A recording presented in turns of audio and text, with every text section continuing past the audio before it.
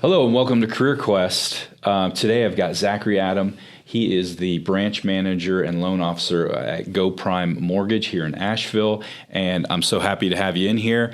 This is a topic that I'm really excited about. It's about finance, the world of finance, something I wish I had known a lot more about at a lot younger of an age. But tell me a little bit about you. How did you find your way into this industry? What drives you to have this career? Well, thanks, Jody. It's great to be here. Appreciate it.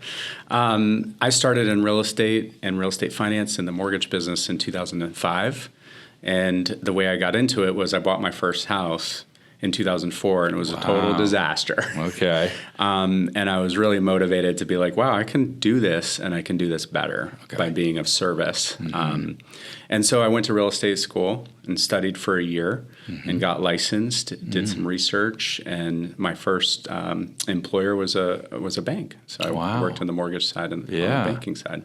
That's so cool. So educational-wise, where did you go to school? Was it here local? And you said it was just a year. So that's amazing that you were able to find something so early, that you were passionate about, and that it didn't take, 10 years of education to get there.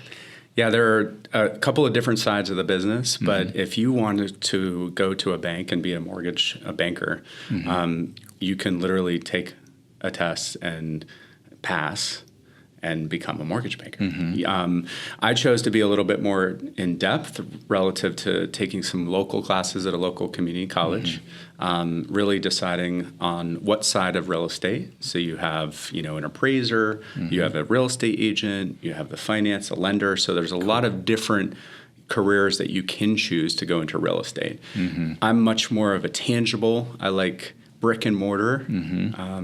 And I think the world of finance relative to homes, for me, was a little bit more accessible than, being a stockbroker or a financial advisor. Cool. Well, you mentioned, you bought your first home and how that was a kind of a scary experience, and I'm sure you learned a lot. It makes me think of that term financial literacy, and we're talking about education here and what it takes to get into that field. How important is financial literacy to you for yourself, for people that you're advising, for your kids? Yeah, great question. Very passionate about financial literacy. It's something that I feel like my career allows me to be a trusted advisor, a coach, an ability to really walk my clients through the process. But I believe in it wholeheartedly. I'm on the board for On Track. We're all about financial literacy. And I think the earlier that we can start doing that, when you talk about family, there's an opportunity to engage the youth and your kids relative to talking about how finances. So it's like removing that element of being a taboo subject and really kind of like focusing on the how-tos. And it can be as basic as like, how do you create a savings account? And how do you build credit responsibly? So important. So important. Yeah. I wish I had learned some of that stuff earlier. But what advice might you give somebody who might be listening to this? To that, is there a certain type of personality? I think you mentioned a little bit that you're, when you're working with people, you're almost a coach. Tell us a little bit about the type of person this might work for. Yeah. It's very much of a people business. It's the relationship business. You have the ability to take in a lot of information. So it's research-based. You have to know your policy and procedures. You have to help set people up for success. So your communication skills, how your interpersonal skills, how you work with people is important because they want to know that they can trust you because then they're more likely to take your advice. And, Absolutely. So sometimes, you walk into those situations as I want to buy a house, but I don't know where to start, and so there's a lot of information online, but it's really helpful to help guide people through that process. So verbal communication skills, really important, like written skill, because you end up, telling stories to your underwriters, you write to your clients and referral partners. So having just communication and interpersonal skills, I think, are the top success attributes in this career. And so I got started by just talking to people. I interviewed, similar to what you're doing here, of interviewed different sections of the business to really help me decide which path I wanted to take. So I would recommend, interviewing a number of employers, and actually people will be very receptive to that. Yeah. And if someone asked me to do that, I would absolutely say yes, because when I was in my 20s, when I got into this career, people were really willing to share. So.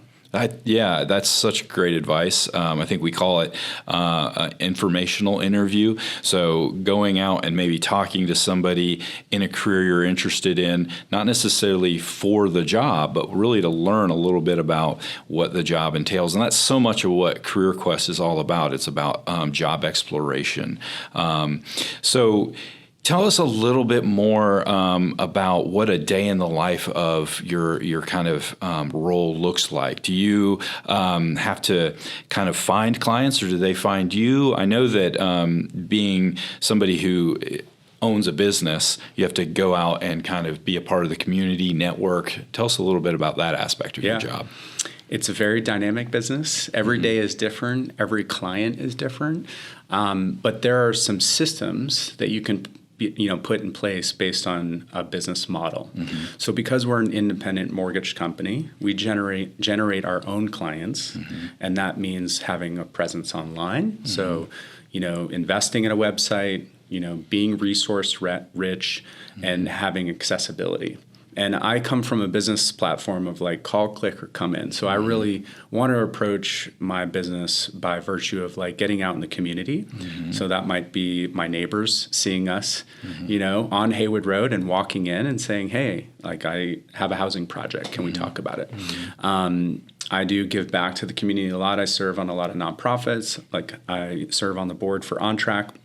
We believe a lot in financial literacy and access. And so also, the real estate Lotsar here in town does a lot of lunch and learns. They do mobile affordability sessions where we're going out in the community and offering housing tips, credit reviews, those kind of things. So I really do believe in giving back to the community, but also having an impact. And I think that the more that you do that, the more that your name gets out. You are recognized in the local business community, and then of course you can leverage networking opportunity through the chamber, through Career Quest. So there's a lot of different ways. But the day in the life, it really will be dynamic. So on a Monday, you might have a few more contracts because people tend to look on the weekends. So they're shopping for homes over the weekend. Once you have a contract, then you're going to basically work that file and help that client get all of their paperwork in order to then get it submitted for approval and for a smooth closing. There's a lot of other things that go into that, but that usually generally means doing some computer work, some face-to-face. We're in a virtual world now, so a lot of our client interactions might be over the phone and over Zoom. So having good phone skills is important. Just having that approachable. I always say smile and dial. People can feel that over the phone. But yeah, just being able to have that type of interactions is really, every day is different. And that's what's great about this. Well, Zach, to sum up, I'm hearing the word dynamic. This is a field that requires a lot of different aspects. People, you got to be a people person. Obviously, you're taking care of people's financial world, and they need that to be done properly. So you got to understand the nature of finance, but you also need to be able to be a people person. It doesn't take a lot of education to get into this, so that's really interesting. And I'm sure you have to be a lifelong learner, though, after that.